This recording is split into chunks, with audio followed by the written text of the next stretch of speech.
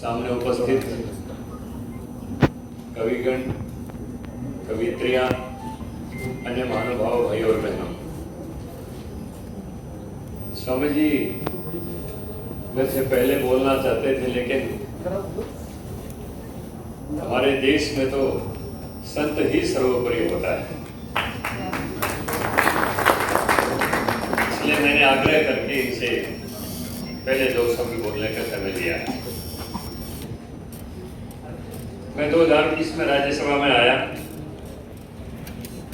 मुझे नहीं पता था कि राजभाषा की नियम क्या है, हिंदी के विषय में सरकार के क्या कानून हैं, विभिन्न प्रदेशों में हिंदी की स्थिति क्या है। लेकिन संयोग से मैं राजभाषा कमेटी का सदस्य बना दिया गया और उसके बाद माननीय गृह मंत्री अमित शाह जी, जो हमारी राजभाषा कमेटी के चेयरमैन हैं, अध्यक्ष हैं, उन्होंने मुझे प्रथम उप समिति का संयोजक बना दिया, जिसमें 21 मंत्रालय हैं जिस समिति के क्षेत्राधिकार में, जिनमें गृह मंत्रालय भी, रक्षा मंत्रालय भी, विदेश मंत्रालय भी, शिक्षा मंत्रालय भी, कॉर्पोरेट अफेयर्स भी, पेट्रोलियम भी, शिपिंग भी, काफी महत्वपूर्ण मंत्रालय उससे क्षेत्राधिकार में, जिनमें हमें हिंदी की कितनी क्रियान्वयन किया जा रहा है पूरे देश में, उसकी स्थिति की जानकारी लेने का अवसर हमें प्राप्त होता है। लेकिन मैं ये मेरा सौभाग्य मानता हूं, क्योंकि मेरी रुचि का ये विषय था और ये बगैर मांगे ही मुझे मिल गया। हिंदी के बगैर हमारे देश में बहुत कुछ खोया है और मैं समझता हूं हिंदी का इतना नुकसान 700 साल तक मुगलई काल में और 200 साल तक अंग्रेजी काल में नहीं हुआ, जितना हमारे देश में स्वतंत्रता प्राप्ति के बाद हुआ है। हिंदी के अभाव में और अंग्रेजी के प्रति प्रलोभन में कितना नुकसान हमारा किया है कि हम अंदाजा नहीं लगा सकते हैं। मैं 2-4 बातें आपके सामने प्रस्तुत करता हूं। हिंदी के बिना हमने अपना गणित खो दिया। मैंने जब 4th क्लास पास की तो मुझे 100 तक के पहाड़े याद थे, और केवल सीधे पहाड़े नहीं, सवाया, डेढ़ा, हुट्टा, पौना सारे के सारे याद थे। मैं राजभाषा समिति के संयोजक के रूप में कलकत्ता गया। वहां मुझे जानकारी मिली कि कलकत्ता में जो बंगाल के फर्स्ट चीफ मिनिस्टर बने थे प्रफुल्ल चंद्र घोष, उन्होंने पूछा कि अंग्रेजों के समय चलाए जाने वाले कारखाने जो अंग्रेजों के स्वामित्व के थे, अब वो बंद है या अंग्रेज जाने के बाद उनको कोई चला रहा है? तो सेक्रेटरी ने पता किया, उन्होंने कहा कि सबके सब कारखाने चल रहे हैं। तो उन्होंने कहा कौन चला रहा है? कि पंजाब उस समय हरियाणा नहीं था, हरियाणा और पंजाब और राजस्थान के मारवाड़ी बड़ियों ने उनको खरीद लिया। तो प्रफुल्ल चंद्र घोष जी ने पूछा कि उनकी एजुकेशन इतनी है कि वो कारखानों को अच्छी तरह से संचालित कर रहे हैं, उनकी शिक्षा का स्तर पूछो क्या है? उनमें से कोई मिडिल पास भी नहीं था। लेकिन बही खाता क्योंकि मैनुअल होता था, और पहले 5वीं क्लास का बच्चा 6 महीने मुनीमी सीख के किसी भी व्यापारी के प्रतिष्ठान में मुनीमी करता था, अकाउंटेंसी करता था। और वो मिडिल पास भी नहीं थे जो लोग, वो कारखाने बखूबी चला रहे थे, सारा का सारा बही खाता वो जानते थे। आज अगर किसी बच्चे को कहेंगे 19 नियमा, वो 173 नहीं बता सकता है, वो कैलकुलेटर उठाएगा। अगर कैलकुलेटर खराब है तो उसका दिमाग भी खराब है, क्योंकि संख्या कैलकुलेटर बताता है, उसका मस्तिष्क नहीं बताता है। हिंदी के अभाव में हमने अपना गणित खो दिया पूरी तरह से। हमने हिंदी के अभाव में अपने रिश्ते खो दिए तमाम, क्योंकि वहां स्थायी रिश्ता कोई है ही, अंग्रेज लोगों का कोई स्थायी रिश्ता नहीं।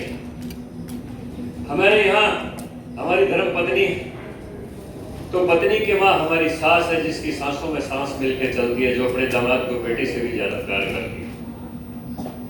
हमारे पत्नी का पिताजी हमारा सवसुर है, जिसके सुरों में सुर मिलकर बात होती है।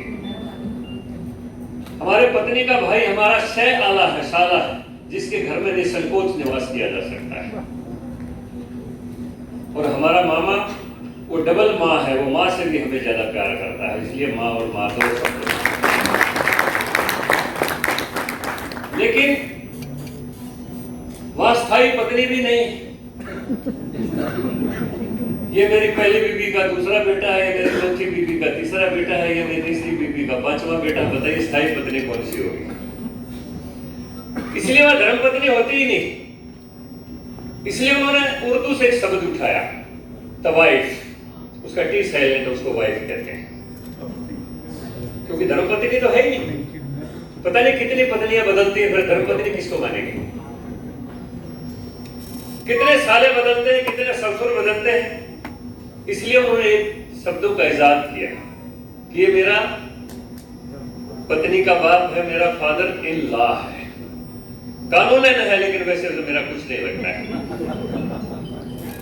ये मेरा पत्नी का भाई है, मेरा ब्रदर इन लॉ है, कानूनन भाई की तरह है, लेकिन वैसे मेरा कुछ नहीं लगता। पता नहीं ब्रदर इन लॉ अगले साल और बदल जाएगा कोई ना कोई।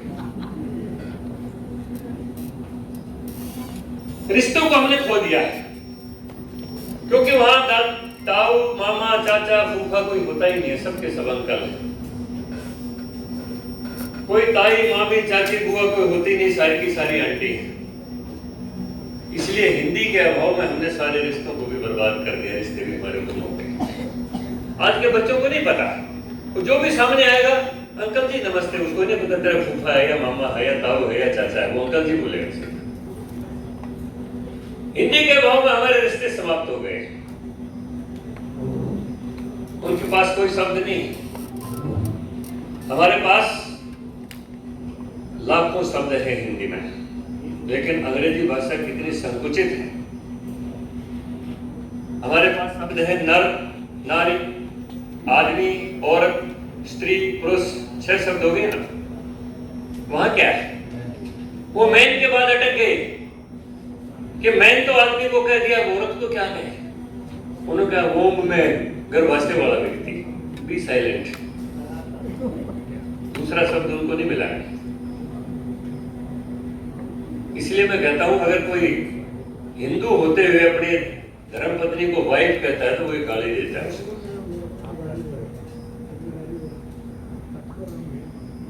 कुछ भी नहीं है उसके अंदर। हिंदी के भाव में हमने संगीत को खो दिया। मैं देहात से आता हूं, गांव में हमने बारातें में गए हैं तो 3-3, 4-4 दिन भी बारात रुकती थी। हर बार जब बारात खाने के लिए ऊपर जाती थी, अगले के घर में खाना खाने के लिए चौपालों में रुकते थे, तो आगे आगे संगीत बजता हुआ चलता था। बीन की लहरी बजती हुई चलती थी, बैक पाइपर बजता हुआ चलता था। और वो संगीत जिस गली से गुजर जाता था, उस गली की गाय वैसे शाम को 2 लीटर दूध ज्यादा दे देती थी। आज डीजे जिस गली से गुजर जाता है, वहां भैंसे गाय दूध नहीं देती रात को। डीजे अगर किसी शादी में बज रहा हो तो मैं तो वहां नहीं बैठ सकता, आपका पता नहीं, धड़कन तेज हो जाती है। हमने अपने संगीत को खो दिया है, हमने अपनी संस्कृति को खो दिया है, हमने अपने पहनावे को खो दिया है। आज फटी हुई पैंट को पहनना भी हमने फैशन मान लिया है। पता नहीं, उन्होंने यूरोप का कचरा निकालना था फटी हुई पैंटों का, तो बोल दिया कि हिंदुस्तान के आदमी बड़े नकलची हैं, किसी फिल्म में शाहरुख खान को पहरा तो सारा कचरा निकल जाएगा। अब फाड़ फाड़ के पहनने लगे। पहनावा खो दिया, रिश्ते खो दिए, गणित खो दिया, संगीत खो दिया, संस्कृति खो दी। ये सारा का सारा नुकसान हिंदी के अभाव में हुआ है। हमारी भाषा कितनी वैज्ञानिक है, हमारे स्वर कितने हैं? 12 स्वर हमारे हैं, ए, आ, ई, उ, ए, ऐ, ओ, अंग, सारे के सारे गले से निकलते हैं। हमारे व्यंजन कितने हैं? री के समेत 37 व्यंजन बनते हैं। और स्वामी जी तो बहुत बड़े विद्वान आयुर्वेद के। शरीर में 49 किस्म की वायु होती है। एक भी वायु का असंतुलन होता है तो शरीर में कोई न कोई बीमारी होती है। और 12 स्वर और 37 व्यंजनों को मिला के 49 स्वरों जो हमारे शरीर के, हमारी वायु जो विकार होती है उनको कंट्रोल करने की पद्धति हमारे ऋषि मुनियों ने इजाद की है, वो मंत्रों के माध्यम से की। हम देखिए, आप वैज्ञानिकता देखिए, पीछे से शुरू करेंगे, क थोड़ा सा जीभ आगे आएगी, जय जय जय जय, फिर थोड़ा सा जीभ आगे आएगी, डे ठे डे डे, फिर थोड़ा सा जीभ बिल्कुल दांतों के पीछे चली जाएगी, दे दे दे दे, फिर दांतों का जीभ का उपयोग खत्म तो फिर होठों पर आ जाएंगे बे बे बे बे बे। किसी में वैज्ञानिकता है? किसी भाषा में ये वैज्ञानिकता नहीं। हमारे जो स्वर बच गए, व्यंजन जो बच गए, ये लेवे से है। ये हमारे ऋषि मुनियों ने शरीर के चक्रों के साथ इनको जोड़ा। सबसे नीचे मूलाधार चक्र, फिर स्वादिष्ठान, फिर मणिपुर, फिर अनाहत, फिर विशुद्ध चक्र, फिर आज्ञा चक्र, ऊपर सहस्रार, इनके साथ जोड़ा है। क्यों जोड़ा है? ये आध्यात्मिक शब्द है सारे के सारे।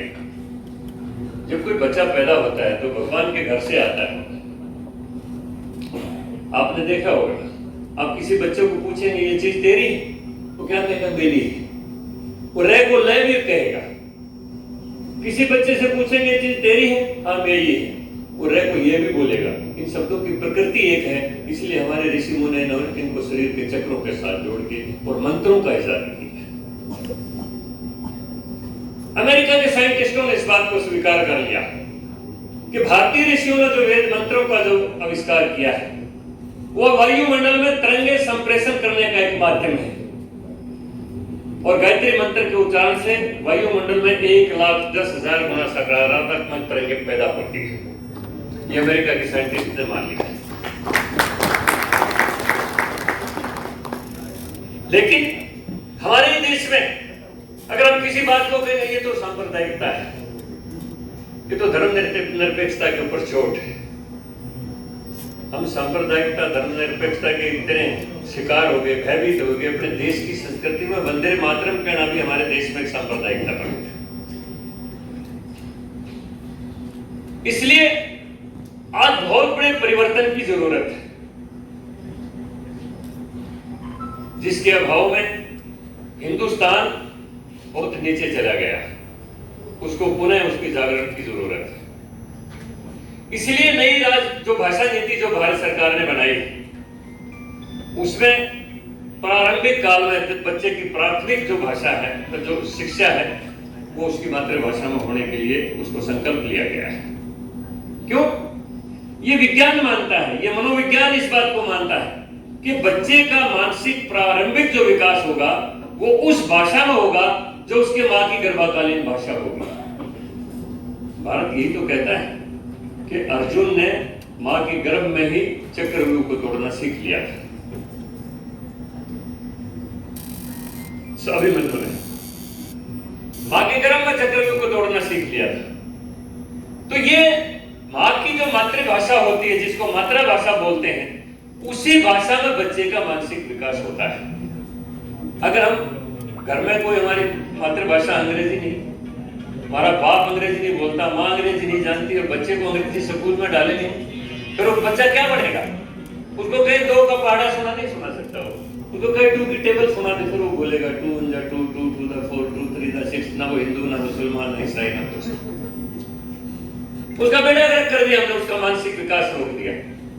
जो उसकी क्रिएटिविटी थी उसको हमने वहीं ब्लॉक कर दिया। उसके माइंड की जो सुपर कॉन्शियस एक पावर थी उसको हमने उसको समाप्त कर दिया। और वो बच्चा जीवन भर अंग्रेजियत का गुलाम बन के इंसान नहीं बन पाता है। हमने इंजीनियर पैदा कर दिए, इंसान पैदा नहीं किए। उसकी नीयत सरिया और सीमेंट बेचने में लगी रहती है। हमने न्यायविद पैदा कर दिए, इंसान पैदा नहीं किए, क्लाइंट की जेब के ऊपर नजर रहती है। हमने डॉक्टर पैदा कर दिए, इंसान पैदा नहीं किए, मरीज के जेब के ऊपर नजर रहती है। लेकिन अगर संस्कार सिखाने तो अपने देश की मातृभाषा में सिखाई जा सकती है। इंसान पैदा करने हैं तो अपनी मातृभाषा में ही पैदा किए जा सकते हैं, क्योंकि वो आत्मा की भाषा है। उसी से आदमी की अंतरात्मा के ऊपर जो भी हम संस्कार डालना चाहते हैं, उस भाषा के माध्यम से ही वो संस्कार हम डाल सकते हैं। स्वामी जी को जाना है, मेरा विषय ज्यादा लंबा हो जाएगा, इसलिए मैं इनके समय के साथ मैं कोई ज्यादा वो नहीं करता, लेकिन मैं ये कहता हूं कि अपने बच्चों को अंग्रेजी माध्यम के स्कूल में प्राथमिक शिक्षा में डालने की गलती ना करें। अपने घर में अपनी मातृभाषा में ही आपस में बात करें,